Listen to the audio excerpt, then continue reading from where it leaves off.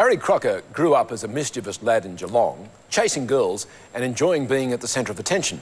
He won fame as the host of The Sound of Music and became a national icon as Barry McKenzie.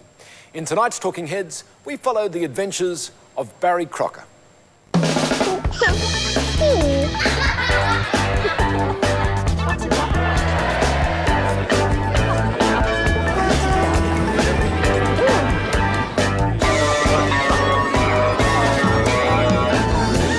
Barry, welcome to Talking Heads. It's great to have you here. Good to see you, thank you. They say that showbiz takes its toll on people, but I've got to say, you look extraordinarily fit and well. Well, I think it's a bloodline for me. It's a lifeline, show business. It keeps me young. When I'm working, I'm healthier than I've ever been. And when I'm working, I'm in love with the audience, in love with myself. You know, it's sort of it's a nurturing thing, I think, being in show business. Now, you're in your early 70s. You seem to have heaps of reasons to get out of bed in the morning. Oh, yeah. No, I find it very easy to get out. I love doing my computer stuff and go for my little walk here and there. And, you know, it's, there are always projects. I've got so many projects going at the moment, which is lovely. You know, it's always looking into the future. Although I love looking back into the past, I must admit. Well, that's what we'll do now. Yeah. Let's have a look at the lad from Geelong. Okay. As I grow older, I sometimes reflect on what might have been. But I always feel that I can look in the mirror at my reflection and know exactly who I am and what my true worth is.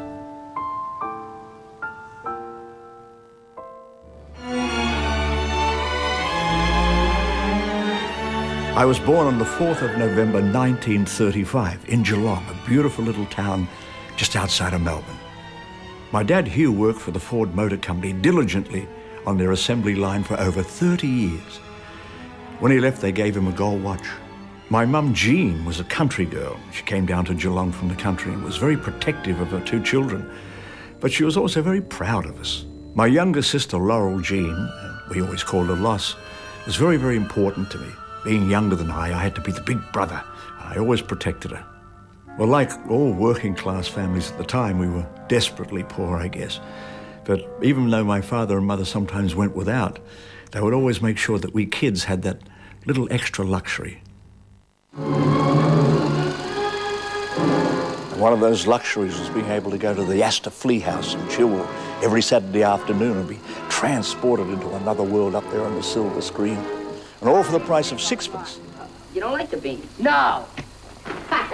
One of my favorites were the Dead End Kids, this bunch of kids who roamed the streets of New York. I identified with them, with their rebellious spirit. The stories always ended the same way. Good would always triumph over evil. One of the great things about the suburban theatres, though, were the passion pits at the back of the theatre, where you could hide away from the prying eyes of the usherette even, and you could get to first base with your favourite girl. Once I got to first base, I'd been holding this girl's breast for the whole movie, but when the lights came up, I'd been holding her shoulder. Now, women have always played a very important part in my life, thank God. In fact, if it wasn't for one particular woman, I may never have got into show business. Her name was Doreen Cresswell, although she preferred to be called Dean. Well, I'd fallen in love and I did something very foolish. I joined something I had no idea what I was joining. It's called the Geelong Musical Comedy Company. I remember going down and knocking on the door and this little old lady coming to the door and saying, yes. I said, can I join? She said, can you sing? I said, I don't know. She said, well, come inside. So in we went. Now, everything that she knew, I didn't know. Everything that I knew, she didn't know. And she got mad. She said, oh, for heaven's sake, do you know God Save the King? And I said, yeah, I sang that. She said, oh, yes, you'll be all right. You can be in the chorus. I said, what's the chorus? She said, you'll find out. And I did. In case you're wondering about Dean, well, we went on to get married in 1955. And between us, we have 5 beautiful children. Sounds like Dean took on a real handful. Yeah. Into mischief. Yes, into mischief and excitement, adventures. You know, I wanted to emulate my screen heroes. What was it about the Dead End Kids that you identified with? I wanted to be so much like the good-looking one, but I associated myself more with the dumb guy. You know, the one that talked like that, you know, that guy with a hat, with a funny hat. And, you know, I wanted to be part of that gang. You sound like a born mimic. Yeah, I was, and you know, it paid off as a kid because, you know, in the schoolyard, I mean, they'd say, you know, I'll give you an aniseed ball if you'll do your Tarzan call, or, you know, can you do Lou Costello? And I And, so I had this little sort of thing going, never thinking ever that I would become involved in showbiz. It just wasn't there. Well, Barry, was this in the genes, or did your parents... how did they see this emerging my mother vaudevillian? Yeah, my mother had a pleasant singing voice, and, and she would sing with the radio in the kitchen. And if I'd be in strife, I would always be able to do my Bing Crosby or John Charles Thomas, or Nelson Eddy, I'm as free as the breeze. Imagine a 10-year-old kid doing that. And she'd laugh at that. And it wasn't until I was in my 40s that I found out that my grandfather, who was never spoken of, old Jock Houston, was in fact a very fine singer, but he was a drunk, my mum's dad. Ah, this starts to make some sense now, because your mum was quite restraining, wasn't she? She didn't want you to go into showbiz. No, she just thought it was foolish. There's a bunch of sissies and get a proper job. What about your dad, your own dad? Because he worked in the Ford factory. It was a one-industry town, Geelong, wasn't it? It really was. I think that my mother chose my father because he was sort of the direct opposite of her father. He's a very responsible man. His dad had been a funeral director and a restaurateur, so although that all fallen on hard times, it was the Depression after all. And so, yes, he was a very responsible man, very different from her father. And though your mum was very hesitant about you going into showbiz, he was, on the whole, quite encouraging, wasn't he? My father, yeah. No, I used to come home and with these, after I joined the musical comedy company, with all these grand dreams, and I'd entered a couple of talent quests in Melbourne on the radio, and I remember I'd won 3 guineas because I'd reached the final, and I got 3 guineas to go on the radio. And my dad I was only 16 at the time. My dad had driven me up to 3KZ, and I'd sung, and I was driving back, and I said, 3 guineas for 3 minutes. I said, it's a fortune. If a fortune, I said, because my father was at that time was earning like £4.10 a week at the Ford Motor Company, I said, that's like £1 million a week if I could, and of course I have all these crazy dreams, and my mother would say, don't be stupid, Barry, get these stupid dreams out of your head. And my father he'd say, well, be easy on him, he just might do it, you never know. What sort of scholar were you? Oh, terrible. So did you go into high school? No. At the age of 14, I'd left school. Well, I was 13 when school year finished. In November, I turned 14, and I never went back. And it was simple. I'd been making all this money as a photographer, and so had the man who had the idea. It was very simple. He'd go around and take photographs of people's houses, and then he'd get these kids, these fresh-faced kids, to knock on doors and say, would you like to buy this beautifully framed picture of your own home on this 1950 calendar or whatever it was, And they'd say, my house? Oh, goodness, yes. And how much? 5 shillings, you see. And I'd get 6 for every one I sold. And I was quite a good salesman, I found. And sometimes I'd take orders. I said, make a lovely Christmas card, And he said, oh, yes, we could send those to England. And so I'd get an order and, down the line it went. But anyway, what happened when I left school? When I went back to start work after the holidays, the Christmas holidays, the shop was closed. And the girl that was there, his secretary, who was closing up the shop, Lou has made so much money that he's taken his family on a round-the-world trip. And I didn't have a job. As we could see, you've joined the Geelong Musical Comedy Company in order to chase Dean. Yes. When it came to marrying Dean, your mother wasn't in favour of it, was she? No, not really. Dean and her got on fine together, but she had great apprehensions. And of course, there was the further embarrassment that, as was often the case in those days, Dean was pregnant. Yes. So a big decision had to be made. That's right, and initially all sorts of things were tried, to alleviate the situation. In hindsight, of course, thank goodness that nothing worked because, I had a beautiful partner and finished up having 5 great children who have all gone on to greatness. Yes, well, with the young family to support you, went off to the Big Spoke to try your luck. Let's see what happened. Yeah. In 1950-16, and I moved up to Melbourne. I wanted to dip my feet in the bigger pond. Well, of course, the city was abuzz with the Olympic Games, and television had just started. But my mood of optimism it was shattered. I desperately wanted to go into musical theatre, but J.C. Williamson had turned me down. You're too tall, they said. So I found myself looking for work on what they called the Cappuccino Soak Fiver circuit. These little clubs had sprung up all over Melbourne. They called it that because when you were paid at the end of the night, the money was covered in cappuccino. Well, after exhausting Melbourne's nightlife, I managed to get myself up into Brisbane, where I found myself with a job at the Theatre Royal, working alongside the great clown prince of comedy, George Wallace Jr. My first day at the Theatre Royal almost ended up being my last, because a one-line joke that I did in my act was the tag to a whole sketch that George and the team had prepared. He was livid. I almost got fired. But he forgave me, and I went on to appear in many sketches with him. Great joy. While I was working in Brisbane, I met up with a young English singer called David Clark, and we hit it off. So we teamed up and put together an act that was sort of similar to Martin and Lewis, I guess. We harmonised beautifully, and we kind of knew that we were in for bigger things. Well, over the next few years, Crocker and Clark found themselves in huge demand. We worked on all the television shows, all the clubs, even on the Tivoli circuit, the height of showbiz in those days. Well, after the demise of Crocker and Clark, I had this inner burn to travel overseas. I wanted to make it there because in those days, if you had some success overseas, they felt here that you'd made it. Next, I found myself in Europe, travelling around. Loved London, but soon I was on my way to America, my childhood dream. I found myself working in New York, and I was up to the Catskill Mountains on the Borscht circuit, where great stars like Danny Kaye and Woody Allen had started their careers. I returned home to Australia to open up the new Lido nightclub in Melbourne. And while I was working there, Channel 10 and O were forming, and I was invited to be part of the cast of a new show called 66 and All That. Well, after 2 fun years at Channel 10, I was given the opportunity of taking over Bobby Lim's Sound of Music on the 9 network, their flagship show. Well, I suppose I could have stayed in television and made a comfortable living, but I have this gypsy living inside me with itchy feet. I'd always wanted to get into films, be a dead-end kid. I had the chance when I was offered the role of the head waiter in Squeeze a Flower, starring Walter Chiari. Then a year later, Bruce Beresford offered me the role of Barry Mackenzie in The Adventures of Batter Mackenzie. Where's your boomerang, eh, cobber?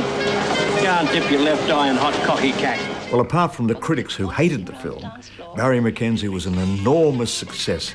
It was the first Australian picture to make over $1 million in this country, first Australian film to make a profit since 1935, and it launched the new era of Australian film. Choice, but the thunder in the Pacific Sea. It certainly did launch a whole era of Australian films. Yeah. You were earmarked for that role years before it was made. Yeah, I think that what happened is that Barry Humphries, his sojourns back to Australia, used to watch a lot of television. He saw me doing this character called Ronnie on the old 66 and All That show. It was in 1966, and I used to have this character where he'd always be drunk, and he'd always finish up, the tag would be in jail, and he'd say, well, I don't know what happened, but I had a terrific time. and so he sort of, well, he's got the jaw, and actually I believe it came down to 2 people to play, because they needed this actor with a big jaw, and it came down to me and Joan Sutherland, and I got it. So. I can't quite reconcile the smooth crooner role in the Dynasty Sound of Music with the chundering ocker. A lot of people didn't. I mean, I had little old ladies coming up to me, I'll never forgive you, Barry. I used to love your show, and now you're throwing up all over people, It was just a role for me. Did it run the risk of getting you typecast? Did it make you typecast? I suppose in some ways, yes. But I mean, I can never be nailed down, Well, one of the things said about you was you were an overnight success in television, but of course that was a lie. You weren't an overnight success in television. No. You've been working a very long time honing the act and Yes. honing the skills. In 1957, I was one of the very first performers on television. I had my own band on Channel 9 on Sunday afternoons in a show called Open House. I'd con my way into that by telling the people I was a wonderful musician, I could read music, and of course I couldn't. But I had the chutzpah, because, I always just say, if they say, can you do it, I've always said yes. And then worry about trying to do it later. And so I had 6 months training as a band leader until I got finally found out when a singer came along with real music and said, well, these people, because I had all my cronies around me who were great, ad-lib musicians, and everything, all the music on the show was basically from the charts in those days and standards, and everyone knew those. So, but that was my initial sort of foray into television. And Crocker and Clark had been a long-running success too, hadn't it? Yeah, 4 years with television and so forth. And we were sort of Leno and Woodley of the time, I guess. Only we played instruments, and we had the chance to go to America and And David didn't want to go, so that was when we broke up. I suppose the reality was life on the road a lot. I mean, you spent quite a lot of time, as a lot of other performers did, on the Gold Coast. Yeah, well, yes, I mean, when I came to the Gold Coast in 1957, first, I mean, you could buy land for £100 an acre all along the coast, you know. Did you buy many hundreds? No. I used to say, wow, it's, you know, just a bit of scrub, you know, and yeah, it's not much. I think we'll have a party instead. On one of these car trips that you take from the Gold Coast to Melbourne, you end up in a fatal accident where once again, the passenger in your car was killed. Yeah, my dear friend John Heaney, who was my best mate at the time, you know, and he's a wonderful guitar player. And, you know, once again, you think you're stronger than you are and you're better than you are. And we decided to drive through from the Gold Coast to Melbourne. And it was beyond us. We didn't know that. We're young. And so we just pushed the envelope. We went to a big party before we set off, and we sort of were coming into a town. You know, it was sort of dusk. And John, I said, how far are we away? Because we're going to have something to eat, you know. And he looked down at the map, and I looked down at the map at that point and took my eyes off the road for that split second, and a bend had arrived, and we didn't take the bend. And unfortunately, we rolled about 7 or 8 times, and John was killed. I was unconscious, and I woke up in hospital the next morning. And there was a policeman standing at the end of the bed, you know. And so I was put in a jail. And I just went into this little jail in a country town and sat there for 7 days, and I was quite prepared to spend the rest of my life. Oh, yeah.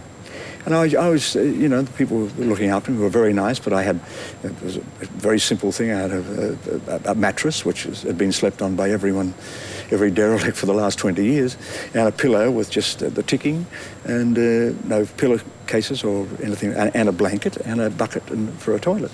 And I was, mentally, somewhere in my brain, I was so traumatized by this, I was prepared to spend the rest of my life like that. It was only through my dad listening inadvertently on getting ready for work that there was a news broadcast that had said this young man from Geelong had, been involved in a fatal car accident. And of course, imagine what that did to my father. And had no money, so he went and borrowed £100 from my grandmother, Nana Houston, you know, and came up, and there he was. All of a sudden, my father's in the cell with me, you know, and it was sort of shocked me back to reality in a sense. Do you ever get over those things? It never leaves you, but you find enough in yourself you can't let it. Nothing. I've never let anything stop me from moving forward, I think, and that was just one of the things that I had to move on from. Well, let's change the topic. One of the in television, one of the people you encountered inevitably was the boss of Channel 9. Sir Frank Packer, yes. In those days. I don't think you got on so well with Sir Frank, did you? What he used to do, he used to come down and, I remember he'd come into the studio after the taping of Sound of Music, and he'd be turning lights off in the hallways and things. He said, save the power, son. But there'll be the inevitable Monday meeting every month, once a month, and we'd all be trundled in all the personalities, and he'd walk around, and he'd come bursting through the doors with these 2 lieutenants, Clyde and Kerry, either side of him, and he'd come in with these, like Churchill, you know, and he'd inspect the troops.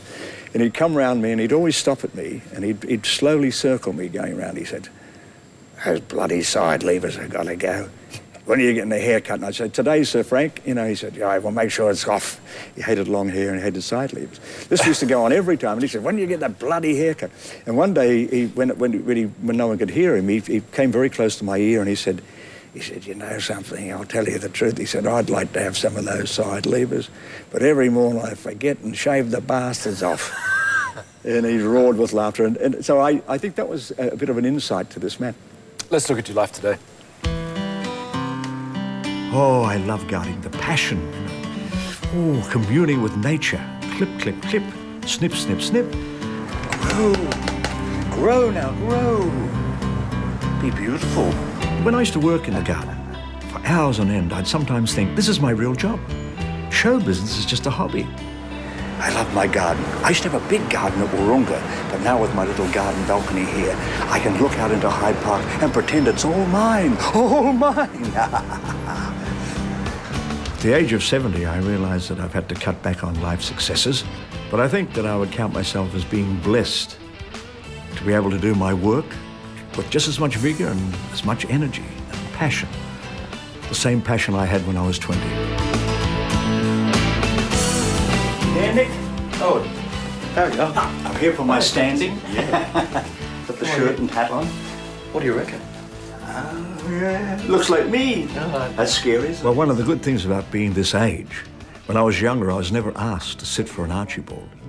So now I think that the character in my face shows, which I'm proud of. I want the eyes, as long as the eyes follow you around the room. Oh, yeah, we can do that. I remember when I was at the pictures, King George's eyes always followed me around the theatre. I couldn't escape it. That's why I had to stand for God Save the King. No, if I went to the Astor Theatre in Geelong, as an 8-year-old boy, I could get a licorice block if I do me Tarzan call. And I can still do it. You want to hear it? Jane, I told you 1,000 times, grab hold of the vine. Of course, it's a great joy to be able to perform. And that love affair with an audience where you give love and they give love back. It's a romantic situation. And I've always wanted to please the public. I think from being a young man selling papers on the street corner in Geelong to having the gift given by God, I believe, to be able to entertain. I have a purpose in life, and that is to take people away from their problems, just for a little while. That makes me happy. Well, after being an actor, a singer, a writer, a comedian, a wharfie, I thought it might be nice to take on something else, a new challenge. So I thought, hey, I haven't done directing. So I threw myself into the deep end. I thought I would direct my partner, Katie Manning, in a play. Good one, Baz. Oh, Liz, I have written you a letter. It's on the desk in my room. Well, when Katie Manning came into my life, everything changed, of course, because, well, she showed me my frailties and my weaknesses, as most women do. But on the positive side, she's been my muse. And she's honest with me, which I think is very fair. I direct her, she directs me, and together, what fights we have. I wish I could say the same for you, Crocker. Well, I don't see retirement in the future for me. I'll just keep doing it because, I mean, I've got to show off. I think that all performers are basically show-offs. We're shy, but we need that catalyst in our lives that will take us to the next day. We need to get up for something. You know, otherwise we're not anyone. We have to be someone else. We have to be alive. We have to be doing. We have to be performing. We have to be thrilling people. We have to be honest, we need the applause. I've got to show off, you say? Yes. It is a bit of that. Yeah. I can see that, actually. I can see the threads that are right back there to childhood. Yeah, I think it's that you feel you have worth. I mean, you know, someone said recently, all your wealth is in your head. And I think that the money is not, it doesn't come into it, really. It's that feeling that you can do something that other people can't. I mean, you know, I've always been envious, I suppose, in my early days of very wealthy men. But then someone said to me once, yes, but they can't sing, you see. And I think that a lot of very wealthy men would change places with me if they could sing Danny Boy in tune, you know. So, you know, it's a blessing. What stands out to you as things you really wished hadn't happened? Oh, well, the car accident, naturally. I have guilt, of course, you know, about sort of all the various, you know, leaving the children and you know, travelling the world, enjoying myself. And, you know, I never neglected my responsibilities, but there's a little guilt about that, I guess. How do you handle guilt lightly, or does it get you down? I think once again it's moving forward. You know, I take it on, and every once in a while it comes. It's that little naughty dog in the middle of the night that comes back and bites you and says, "Why did you do that?" You get a bit of that happening at times, but. I've lived a life, and you know, I've been blessed in a sense. You know, I should have been dead several times with all the various situations I found myself in over the years, but I'm still here. Well, what does it feel like now, still stepping up on stage? The Melbourne season's underway of Fiddler on the Roof. Yes, it's just marvellous. Working with Topple, we're the same age, and each night the competition, who can lift their knees higher in the dance routines. And it's this joy of going to work, every performance, 8 performances a week, and each one I look forward to like I'm going to a party, and it is. And so, you know, at this age, I mean, my God, you know, Thank you, God. That's all I can say. That's a pretty neat portrait in the Archibald. Yeah. It underlines the fact that age must bring its benefits. Dorian Gray lives in my apartment. Barry, it's been great talking to you. Thank you very much Peter. for It's coming been a and pleasure. talking Thank you, mate.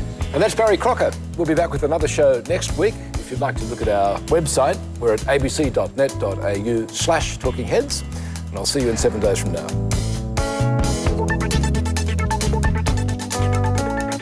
G'day, I'm Richard Glover from 702 ABC Sydney. Join us across the day all this week because breakfast, afternoons and drive all have some great tickets to give away to this year's Sydney Film Festival. That's all this week on 702 ABC Sydney.